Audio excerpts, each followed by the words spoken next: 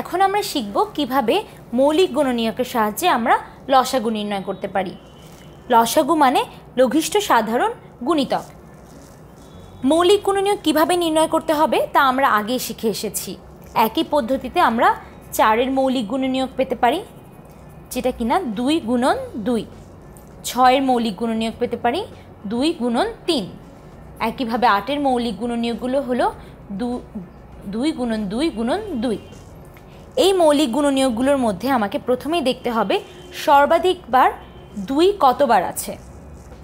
এখান থেকে দেখতে পাচ্ছি সর্বাধিক 2 আছে 3 বার। এখানে কিন্তু 2 বার আছে, এখানে 1 বার আছে, কিন্তু সর্বাধিক 2 আছে 3 বার। আমরা প্রথমেই তাহলে লিখে ফেলি 2 গুণন 2 গুণন 2। এখন দেখতে হবে আর কোন মৌলিক সংখ্যাটি আছে। এখন দেখতে পাচ্ছি মৌলিক সংখ্যা 3 আছে এবং এটি 1 বার আছে। সর্বাধিক 1 বার যেহেতু 3 আছে, সুতরাং আমাদেরকে লিখতে হবে 2 গুণন 2 গুণন 2 গুণন 3। সুতরাং আমরা লসাগু পাচ্ছি 24।